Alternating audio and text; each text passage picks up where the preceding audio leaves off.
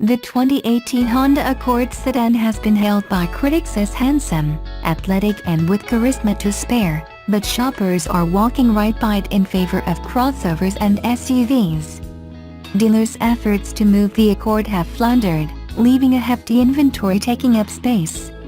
As Automotive News reports, some dealers have resorted to turning down shipments and blaming Honda's reluctance to offer lease deals. On top of that, a price bump for 2018 sees returning customers saddled with a higher monthly payment.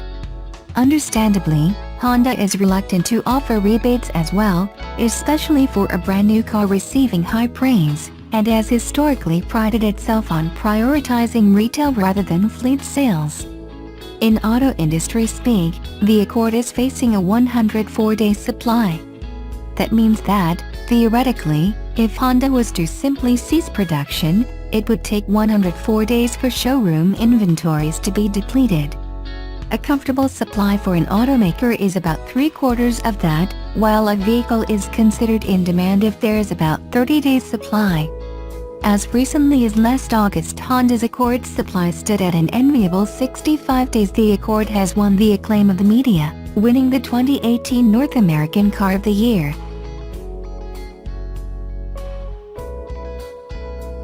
Just a few days after completing its first cargo trip, a Tesla semi-electric truck has now been spotted all the way in St. Louis at a supercharger station. Last week, Elon Musk announced the Tesla Semi was setting out on its first cargo trip with battery packs from Gigafactory 1 to Fremont factory. 2 days later, the electric trucks were spotted in Fremont after having been spotted at a supercharger station near Sacramento a day before. Now that the trucks are moving around cargo, a Tesla Semi prototype somehow showed up in St. Louis, over 2,000 miles from Fremont. It was spotted at the Tesla supercharger station in St. Charles. As it turns out, the Tesla Semi prototype is in St. Louis to visit Anheuser-Busch, the brewer behind Budweiser, who also ordered 40 Tesla Semi trucks last year.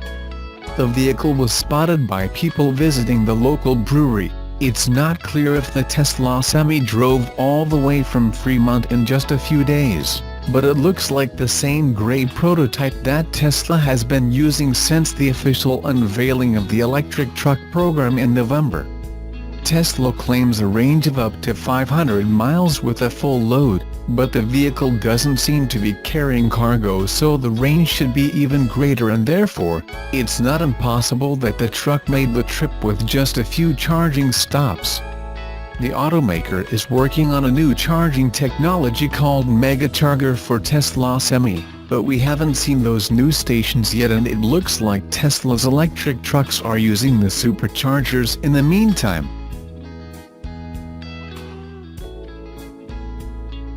At the World Truck Show in Indianapolis on Wednesday, General Motors Company introduced the big brothers to the company's Chevrolet Silverado light-duty pickups.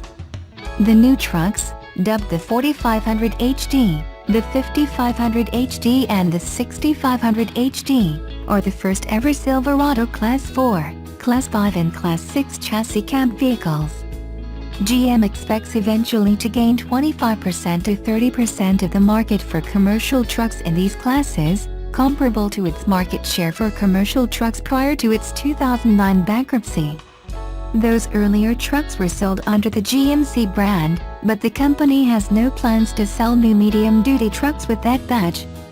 The company did not announce pricing for the trucks, but Automotive News estimates the basic cab and frame will sell for $40,000 to $60,000. Fitting a customer-specific better box to the truck could add several times the basic cost.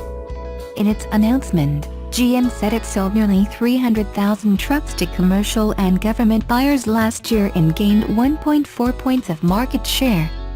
GM's U.S. Vice President Fleet Vehicles, Ed Pepper, told Automotive News, "This will be the biggest thing we've ever done for commercial."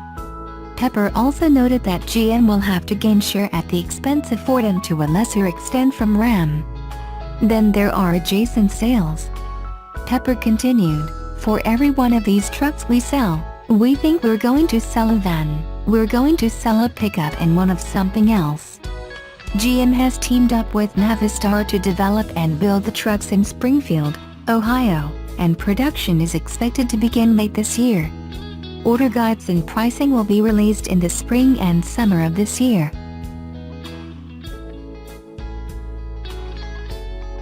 The all-new 2018 Honda Accord is a significant improvement over the already good previous model.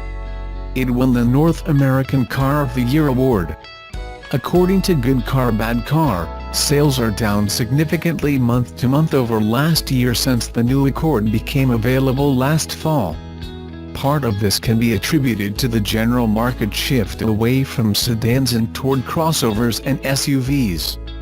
But the Accord's closest competitor, the Toyota Camry, was also redesigned for 2018, and unlike the Accord, its sales have increased. Something else must be at work here. Automotive News reports that dealers are complaining about Honda's leasing terms not being competitive with other manufacturers.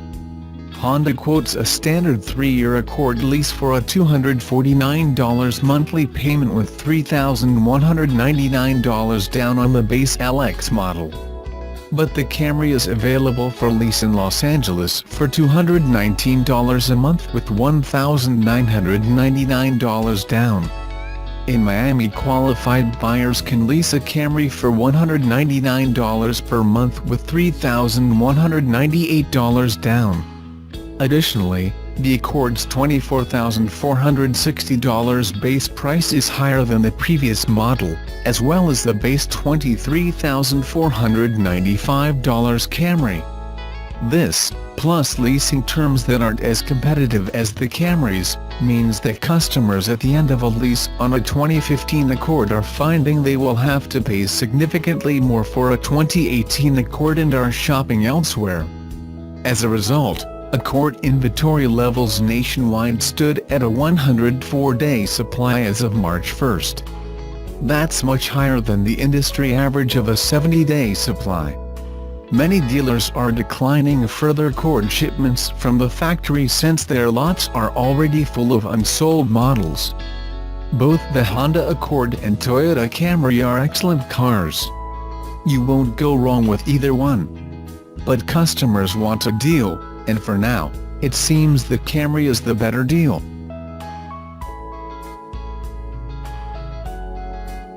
As Electrek reported, Tesla's semi-prototypes were spotted at a supercharger station near Sacramento on their way down from Gigafactory 1 in Nevada for their first cargo trip test. It gave the opportunity for people to catch up with the prototypes and give us our best look at the electric trucks towing trailers. Tesla's semi-prototypes were filmed driving around in the wild before, but never with cargo since the original test mule sighting months ago.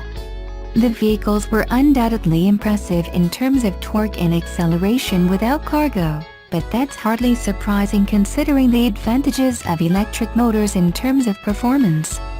But now that Tesla started cargo test runs between Gigafactory 1 and Fremont, we are going to have plenty more opportunities to see how the electric vehicles perform while towing large loads. After the vehicles were spotted at the Rockland Supercharger station, someone followed them on the highway. Without a load, the Tesla semi-trucks had their tires spinning when accelerating, but it doesn't seem to be the case with a load.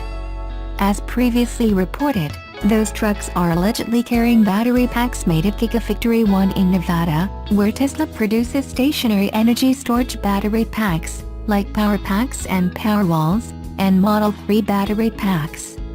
After leaving Sacramento, the trucks were supposedly on their way to the Fremont factory, about 130 miles away, where Tesla builds the Model 3. It's still not a demonstration of the promised 500-mile range on a single charge, but it's still quite an impressive range for an all-electric Class A truck with a load.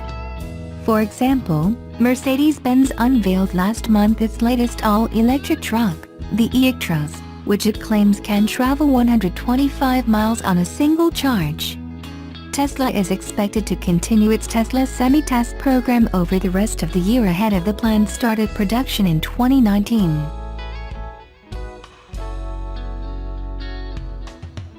At the Work Truck Show this week in Indianapolis, Chevrolet pulled a giant sheet of its newest Silverados, marking the first time the nameplate has ever been affixed to a truck larger than a heavy-duty pickup. The Class 4, 5, and 6 medium-duty trucks are for those who need a bigger truck than a heavy-duty pickup but not a full-on semi. Have a car trailer for more than 2 cars or large RV? This is how you get them to the track. Chevrolet was fairly light on details for its new 4500 HD, 5500 HD, and 6500 HD models, but expect 350 horsepower and 700 pounds-ft of work-ready torque from its 6.6-liter Duramax V8 turbo diesel. As these rigs are the mules of the commercial trucking world, General Motors has attempted to make them as comfortable as possible without sacrificing capability.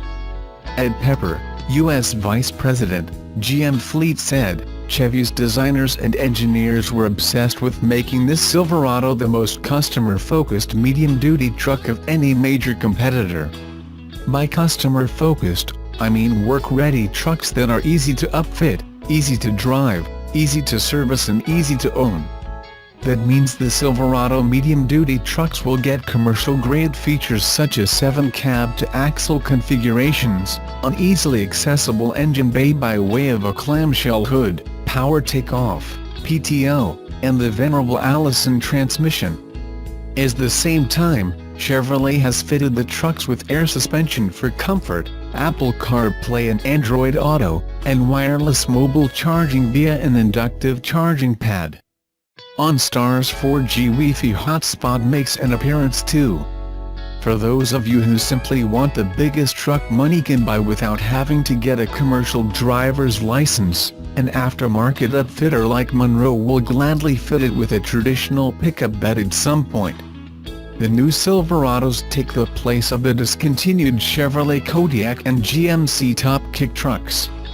The latter appeared as Ironhide in the blockbuster silver screen hit Transformers. Both of those models went out of production in 2009.